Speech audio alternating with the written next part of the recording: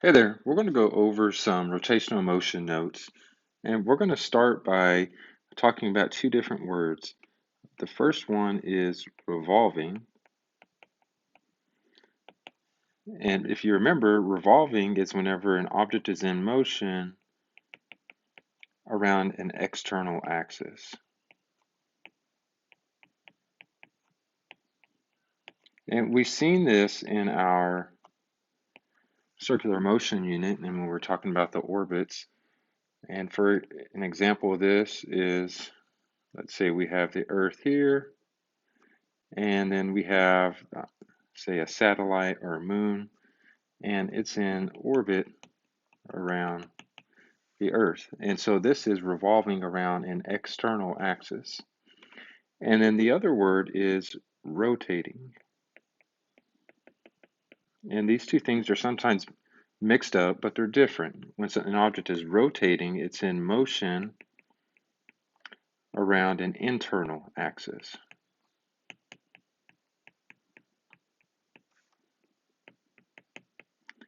And so an example of this would be, say, a wheel or a tire that is spinning.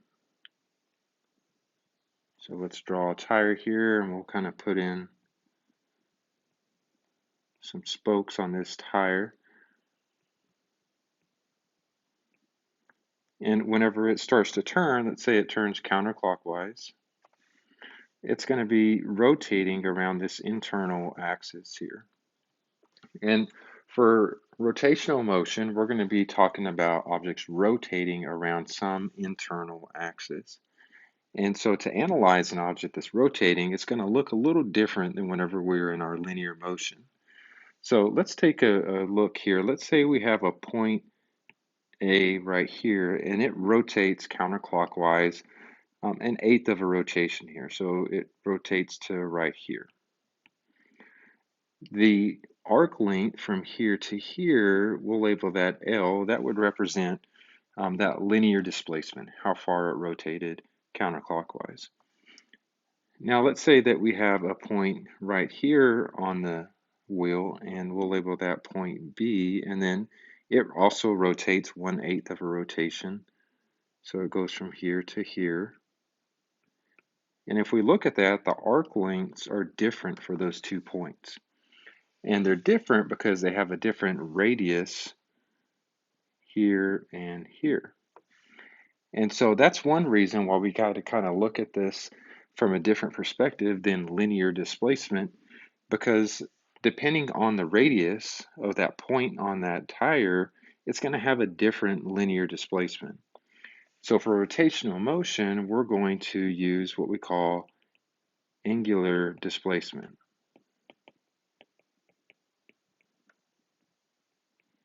And we use the symbol theta for angular displacement. I'm going to kind of zoom in on this right here. Let's draw it out here. So we had point A at the edge of the wheel, and we had point B a little closer to the center.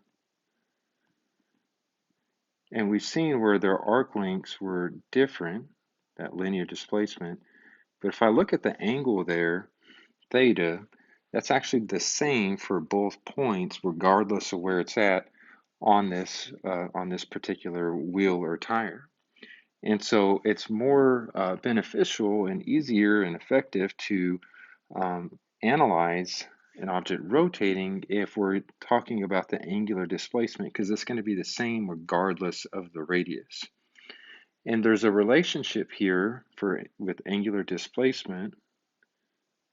So angular displacement is equal to that arc length L divided by the radius. And when we do this, it's actually in what we call radians. So we could measure that in degrees of rotation or a number of rotations, but it's more effective to use this radians here because the radians relates the arc length with the radius. And so let's kind of take a look and see what is a radian. So a radian Draw this again.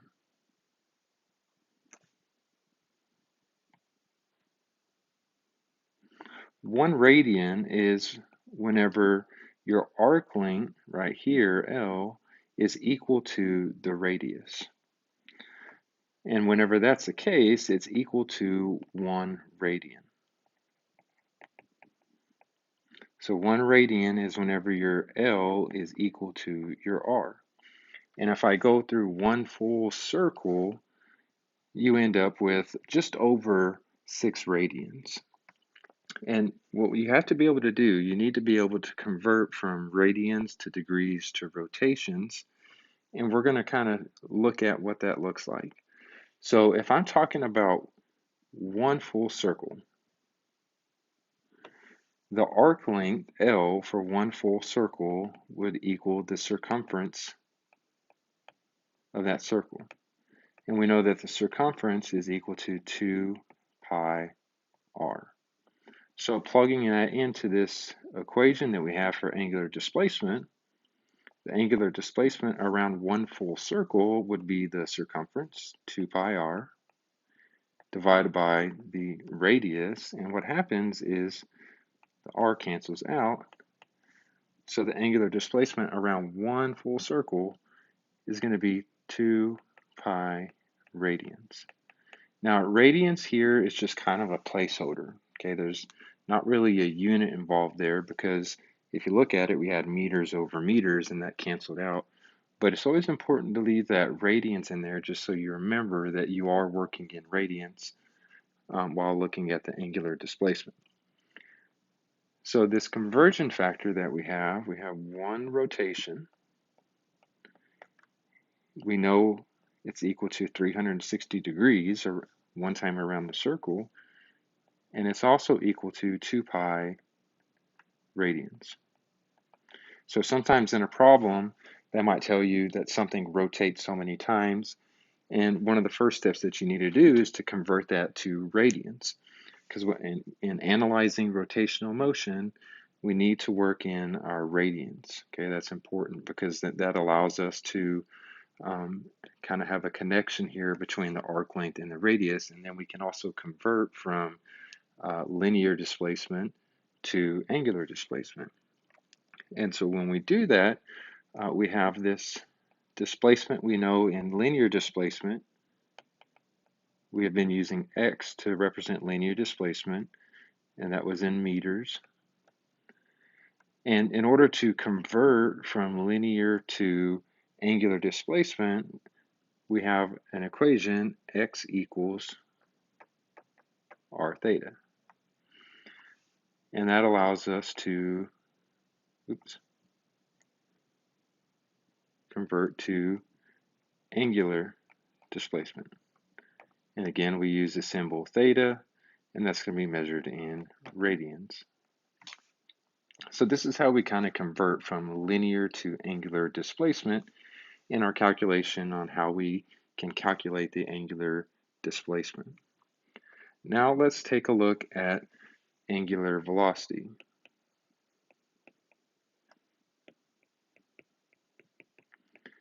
Angular velocity, the symbol we use is this omega, and it's very similar to linear velocity. If you remember linear velocity, v, was equal to your displacement, that change in displacement, over change in time. And so our equation for angular velocity, it's very similar. Okay? Angular velocity is going to equal our change in angular displacement over change in time.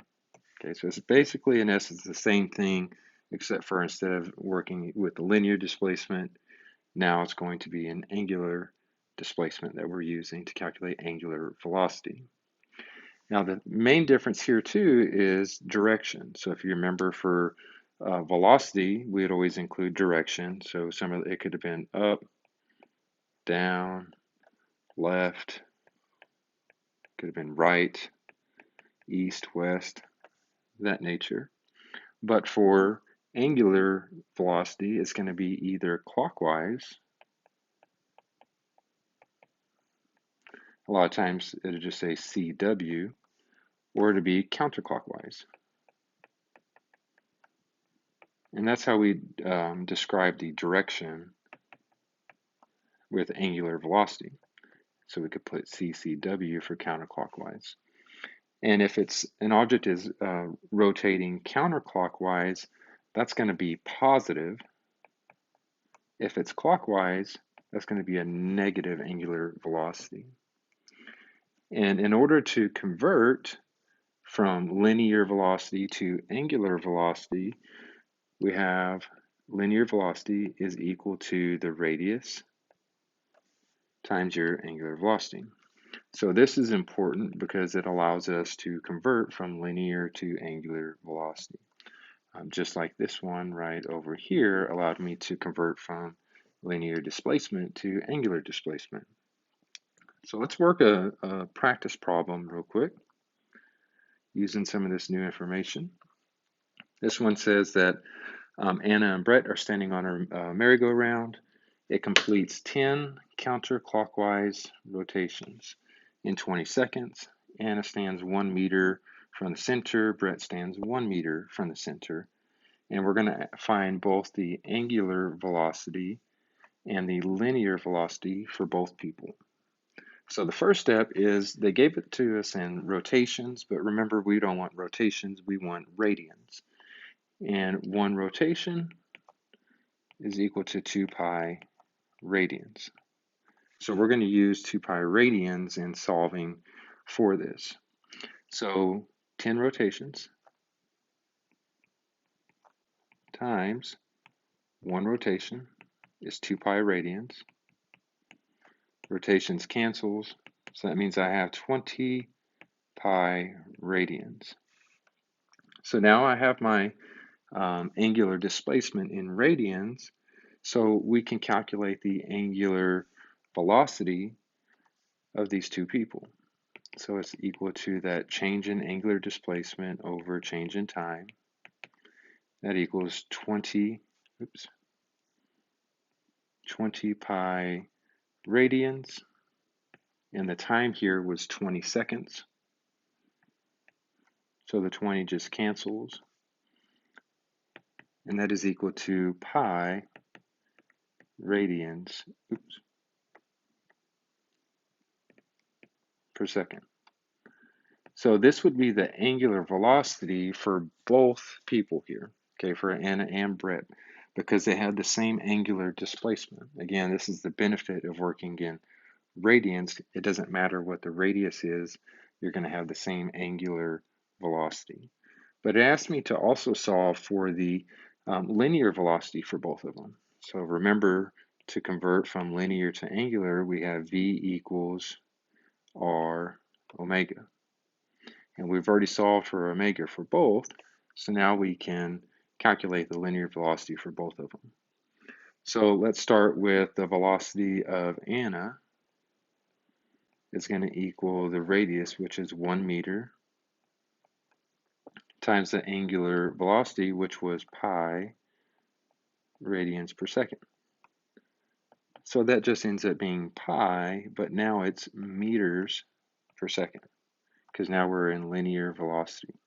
Remember, radians is basically just meters over meters, and so that's where the meters per second comes from. And we can calculate the linear velocity of Brett, and it's going to be his radius, which was 2 meters, times his angular velocity, which was the same as Anna's, pi radians per second. And that ends up being 2 pi meters per second.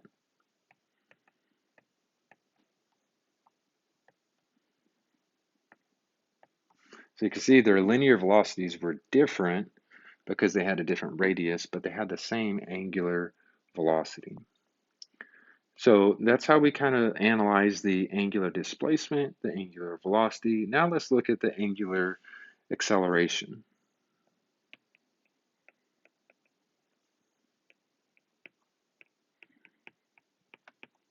So the symbol we use for angular acceleration is alpha. And again, it's going to be very similar to linear acceleration. So just to kind of look back, linear acceleration was equal to the change in velocity over change in time. So for our angular acceleration, it's going to equal our change in angular velocity over change in time. Very similar to the linear acceleration equation, okay, except for now we're talking angular. And the unit is going to end up being, instead of meters per second squared for linear velocity, it's going to be radians per second squared for angular acceleration. And my conversion to go between linear acceleration and angular acceleration is linear acceleration equals r times your angular acceleration. So this is how we can convert between the two. And if you look, all three of these are basically the same setup.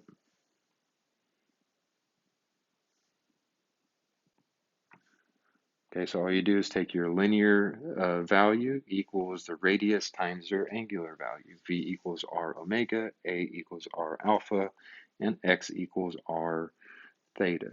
Okay, that's how we convert between these. For your acceleration, use the same kind of directions as we did for the velocity, counterclockwise, which is negative, or positive, or clockwise, which is negative. So let's go down here and look at another example problem.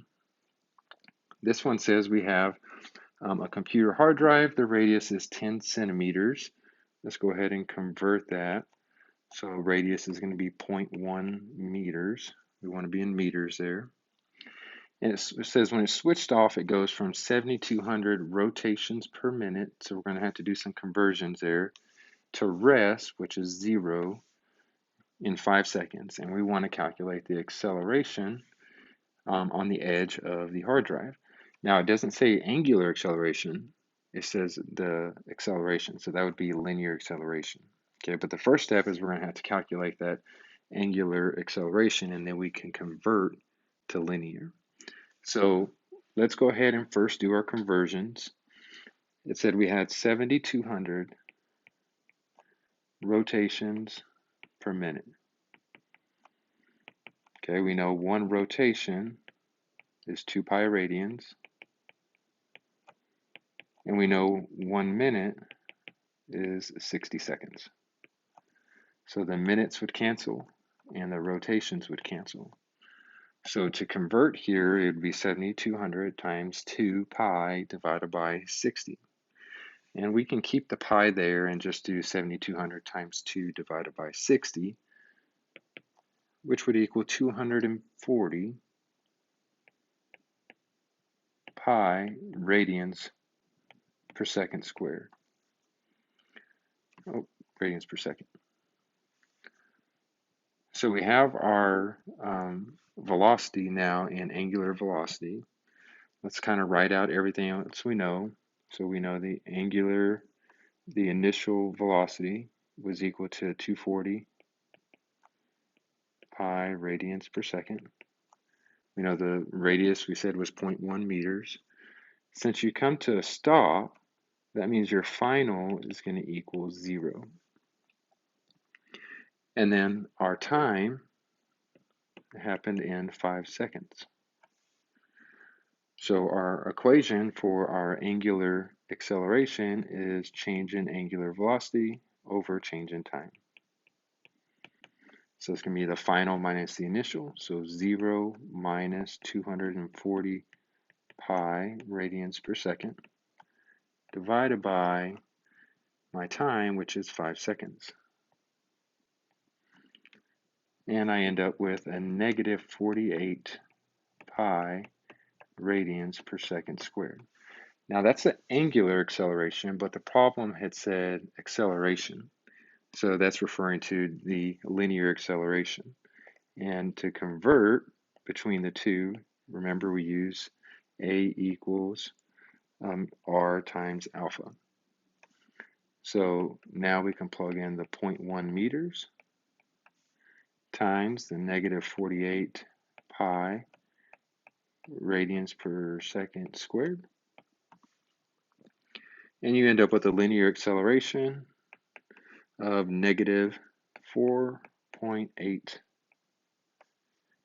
pi meters per second squared. So there's some examples of how we calculate for angular acceleration, angular velocity, angular displacement. And to kind of sum up everything and how we convert from linear motion to angular motion,